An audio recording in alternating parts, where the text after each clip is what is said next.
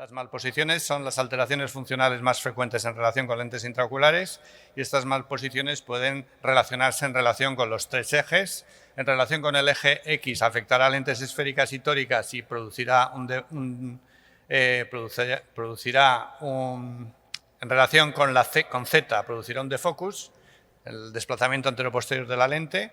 En relación con las cisas y ordenadas, aberraciones de alto orden, y cuando rota en relación con el punto de coordenadas, pues habrá pérdida de eficacia de lentes intraoculares tóricas.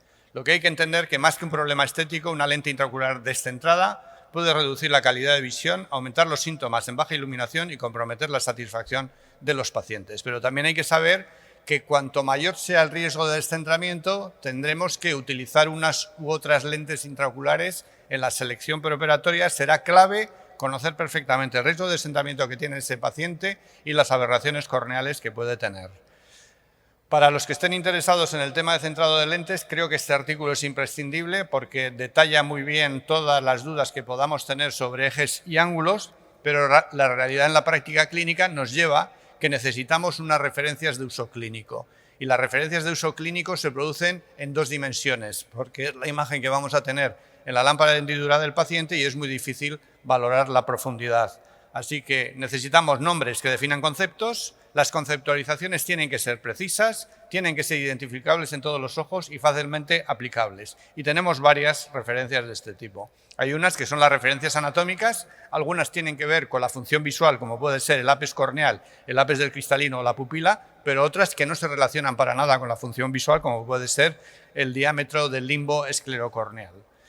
En relación con las imágenes de Purkinje, de las que se habla siempre, que a veces suele costar ver, son unas referencias interesantes en el quirófano, porque en el quirófano sí que nos van a ayudar a centrar la lente intraocular, pero es diferente el ojo fáquico cuando empezamos la cirugía que el ojo pseudofáquico. El eje fáquico solo va a tener las imágenes de Purkinje 1 y 4, y en el pseudofáquico vamos a ver con mayor o menor nitidez 4 imágenes. Pero hay que saber que en el ojo pseudofáquico deberíamos intentar concentrar todos los reflejos para que esa lente funcione bien en el posoperatorio. Sabemos que las imágenes de 1 a 4 van de cara anterior de córnea, cara posterior de córnea, cara anterior de cristalino o de lente intraocular y cara posterior de cristalino o lente intraocular, que son más o menos visibles y que hay factores como el diseño de la lente, que sea plano-convexa, que sea biconvexa, o que la potencia que pueda tener esa lente intraocular van a condicionar la nitidez, la velocidad en la que se desplazan esas imágenes. Así que, como he dicho anteriormente, son unas referencias anatómicas importantes intraoperatoriamente, pero no así posoperatoriamente.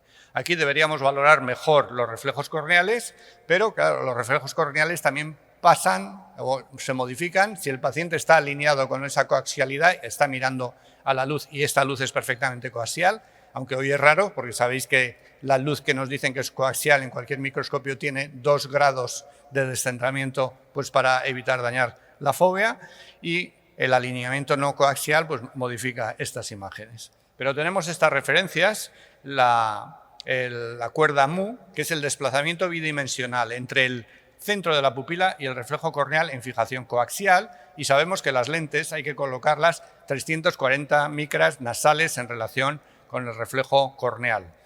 Esta información nos la dan también, por ejemplo, el Pentacan, tenéis esas referencias que podéis consultar, pero bueno, creo que es más útil verlas de forma gráfica y por eso he preparado estos esquemas. Tenemos estas referencias anatómicas importantes, el centro óptico del ojo, el centro pupilar y el eje visual, y esto, la distancia entre el centro óptico, el ángulo que subyace entre el centro óptico y el eje visual va a determinar el ángulo alfa, y el arco que corresponde a ese ángulo es la cuerda alfa. También más conocida, el ángulo kappa, sería el ángulo que forman el centro de la pupila con el eje visual, y lo que vamos a estar viendo nosotros en la lámpara de hendidura es la cuerda mu, que es esa cuerda entre el centro de pupila y el eje visual. Pero, malas noticias. Este es el pupilómetro que utilizamos nosotros en clínica y según las condiciones fotópicas, mesópicas o escotópicas, el centro de la pupila se desplaza, como vemos en las imágenes de arriba a la derecha, ojo izquierdo y ojo derecho, y los centros pupilares en relación con la situación de iluminación de estos pacientes. Así que tenemos ciertas dificultades porque no sabemos qué centrar, si sobre pupila escotópica, mesópica, fotópica o sobre la línea de visión que creo que sería la mejor de las referencias. Así que en el centrado de lentes habría que centrarlas sobre el eje visual y tenemos aquí la siguiente situación. Esta es una lente que está centrada en relación con el centro óptico del ojo, que no es el eje visual, así que esta lente, para que esté perfectamente centrada, debería tener ese desplazamiento de 300, 400 micras en relación con la medida que hemos mencionado anteriormente. Esto siendo excelente para una lente monofocal, vemos que para una lente multifocal colocada en esa posición no va a ser tan agradable. Vemos que puede tener compromisos de comportamiento, no van a poder ser utilizados los anillos difractivos con normalidad, así que en estos casos deberíamos intentar un equilibrio entre centrar la lente sobre el eje visual y centrar la lente en relación con el centro pupilar. Así que esta sería una condición un poco más aprovechable para la óptica difractiva de la lente intraocular. Así que sí que podemos generalizar estos 3 puntos. En monofocales asféricas, la lente debería ser superonasal respecto a eje pupilar en 0,3-0,6 milímetros. En multifocales difractivas hay que buscar ese equilibrio entre el eje visual y considerar la posición de los anillos en relación con la pupila, y en multifocales difractivas y en hipermétropes, que van a tener ese desplazamiento del ángulo capa, van a ser las mejores implantaciones aquellas que hagamos ligeramente inferonasales debido a lo que mencionaba del ángulo capa. Pero vamos a ver qué descentramientos o qué tiltings pueden tener repercusión clínica. Está claro que el descentramiento es más frecuente en ojos con elevada longitud axial, más frecuente en grosores de cristalino altos, en diámetros de capsulorresis grandes y en capsulorresis descentradas. Y hay que saber que descentramientos menores de 0,2-0,3 milímetros respecto al objetivo no tienen repercusión clínica, pero también hay que saber que cuando decidimos implantar una lente asférica con una esfericidad negativa alta, pequeños descentramientos van a hacer no solo que esa lente no apoye la función visual de ese paciente, sino que puede perjudicarla. Así que también hay que tener cuidado. Y cuando no podemos asegurar el adecuado centrado de lente, deberíamos ir a lentes de asfericidad neutra más que de asfericidad negativa. En relación con el tilting, pues el tilting se relaciona con ojos con menor longitud axial y con ojos con vitrectomía previa por diferentes publicaciones. Los tilts menores de 2-3 grados no tienen repercusión clínica, y lo que hay que saber, generalizando del tilting y el descentramiento, es que el descentramiento tiene mucha mayor repercusión y mayor impacto sobre la calidad visual que el tilt. El descentramiento y el tilt condicionan el coma interno en relación también con el diámetro pupilar. En pacientes con pupilas pequeñas va a tener escasa repercusión funcional, pero sí que impactan tanto los descentramientos como el tilt sobre la calidad visual. Y el impacto visual tiene que ver con el poder dióptrico de la lente intraocular. No es lo mismo el impacto que puede tener una lente de 18 que una lente de 28 dioptrías. Así que cuando los descentramientos sean mayores de 0,5 milímetros, habrá que prestar atención a los mismos, y cuando el tilt sea mayor de 5 grados, también habrá que prestar atención, y si el paciente está sintomático, habrá que actuar en consecuencia. Algunos ejemplos y a ver si tengo suerte con los vídeos.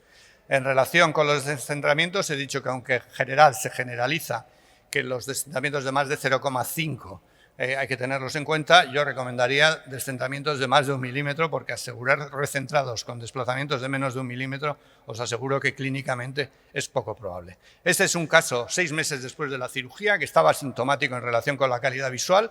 Vemos que esa lente está desplazada temporalmente, estamos en abordaje temporal. Hemos marcado dónde estaba la lente porque nosotros queremos llevar el centro de esa lente nasal en relación con la posición en la que estaba. Marcamos dónde estaba originalmente y rotamos la lente después de 6 meses. Habéis visto que hay cierta dificultad, pero conseguimos recolocarla en la posición adecuada. Sí. En relación con el tilting, pues hay un instrumento que hoy para mí es imprescindible, que es el CASIA 2, que es una OCT de segmento anterior, que nos da valoración preoperatoria tanto del cristalino como posoperatoria de las lentes intraoculares, y nos da diferencias de las mismas, y lo que es más importante, pues si una lente a lo largo del tiempo tiene un cambio en posicionamiento, puede ser registrado con este equipamiento. Y en relación con el tilting, diría que en tiltings mayores de entre 5 y 10 grados ya habría que actuar.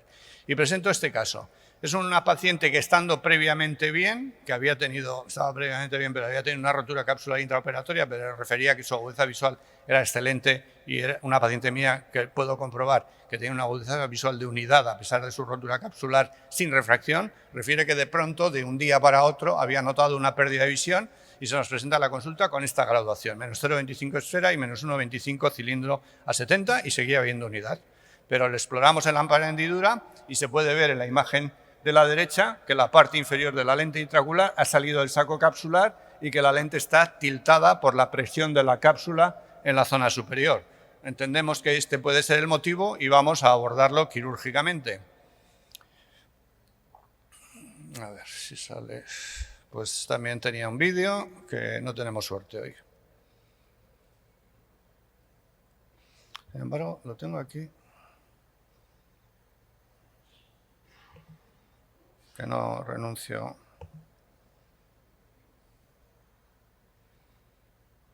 Bueno, pues no vamos a verlo. Conseguimos, sin viscoelástico, con una aguja de insulina, recolocar la lente intraocular en posición porque no queríamos abrir una incisión e introducir viscoelástico y aspirar el viscoelástico, y conseguimos recolocar la lente dentro del saco capsular y conseguimos la recuperación de la agudeza visual que ansiaba la paciente. Este es un caso de tilting en el contexto de una fimosis capsular, que tampoco tenemos suerte con el vídeo, de verdad que lo siento. Y este es el caso de una lactocrumenasia en el que también es frecuente que haya algunos restos de masas corticales que pueden desplazar la lente de forma asimétrica y provocar un tilting. Y aquí con una capsulotomía láser jack, pues en general se suelen solucionar este tipo de problemas. Así que como mensajes generales, pues transmitiría la importancia del centrado de las lentes intraoculares, especialmente con lentes con ópticas complejas, y lo que no sea una lente esférica se puede considerar ya una óptica compleja. Las lentes asféricas con aberraciones con asfericidades negativas altas deberían evitarse cuando el riesgo de asegurar el centrado cuando existe riesgo de no poder asegurar el centrado, y por supuesto en lentes con ópticas más complejas como las lentes difractivas hay que buscar ese balance entre el eje visual y el centrado en relación con el diámetro pupilar. Muchas gracias.